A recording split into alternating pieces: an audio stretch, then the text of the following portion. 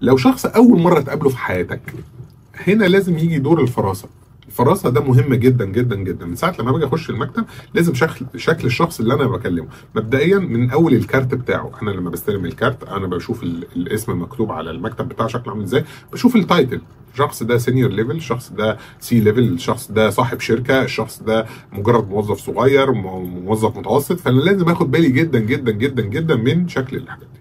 طبعا لما باجي اخش برضو المكتب ده برضو شركه شكلها عامل ازاي، هل هي شركه صغيره، هل هي شركه في بيلدينج كبير، هل هي في سكيورتي تحت، هل وضع شكله عامل ازاي. ده كله بيخليني ابقى بجهز نفسي لشكل القعده هيبقى عامل ازاي. وصلت المكتب، الشخص اللي انا بقابله هل في سكرتيره بره، هل في حد بياخد مواعيد، هل انا بنتظر، هل هو دخلت جوه المكتب لقيت مكتب ما شاء الله حاجه كبيره قوي، هل هو مكتب صغير، هل هو شخص شكله عملي، هل هو شخص مثلا حاطط صوره لاولاده ومراته على المكتب، هل هو شخص حاطط جنبه حاجه فيها قهوه، هل هو شخص مثلا مدخن، هل هو شخص مش مدخن، هل هو شخص مثلا حاطط سكرين كبيره، هل شخص حاطط مكتبه. احاول القط الكتب لو في مكتبه موجوده، نوع الكتب اللي تكون موجوده شكلها عامل ازاي، هل هو شخص واخد شهادات تقدير ومتعلقه على الحيطه عنده في المكتب شكلها عامل ازاي.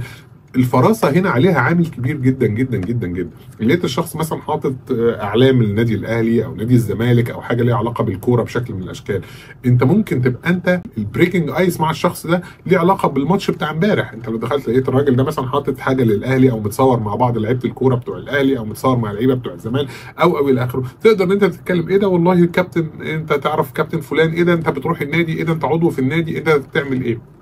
لقيته معلق مثلا مضارب بتاع التنس، مضارب بتاع السكواش، لقيته مثلا بتصور هو وابنه مثلا في مكان معين في الساحل في السخنه في مكان انت عارفه، لقيته ان هو حاطط على المكتب بتاعه اي حاجات الالعاب مثلا اللي هي الحاجات البسيطه اللي بنعملها اللي بنقول عليها الجادجتس دي اللي بنقعد نعملها.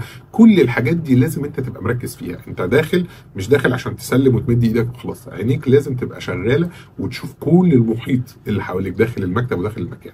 لبسه لابس، هل هو لابس حاجه براند معينه، هل هو لابس مثلا حاجات فورمال فبدل، فلازم واحنا قاعدين ما ينفعش هو يبقى لابس بدله وانا داخل له ببنطلون جينز مقطع، ما ينفعش حتى لو انا داخل له ببنطلون جينز مقطع يبقى انا لازم اعتذر اقول له والله انا معلش اصل احنا الميتنج جه على سهوه وما كناش المفروض نجهز، المره الجايه ان شاء الله نبقى لابسين حاجه سيمي فورمال. في حاجات كتيره قوي ان احنا نبقى بنعملها. ما ينفعش شخص مثلا ما يبقاش هو مدخن او مش حاطط طفايات فانا اجي اقوم مدخن قصاده فاقول له معلش اصل انا محتاج طفايه عشان انا ابقى بدخن مكان، وهكذا. الفراسه هنا عليها عامل كبير جدا جدا جدا جدا جدا يا جماعه. اياك تبقى انت متخيل ان انت هتخش على شخص اول مره تقابله وهتعرف عنه لما يبدا يتكلم. انت لازم قبل ما يتكلم تكون على الاقل باني جزء 30 40% من ان انت هتتكلم معاه ازاي، هتقول له ايه، هتبدا معاه بايه. هل هو رياضي، هل هو شخص كبير في السن فلازم يبقى فيه اسلوب مهذب، هل هو شخص صغير في السن فلازم يبقى انا بتكلم برضو في الترندات العالميه او الترندات اللي حاصله حوالينا دلوقتي شكلها عامل ازاي. الفراسه هي عامل مهم جدا جدا علشان حتى تشوف هتبريك الايس معاه ازاي.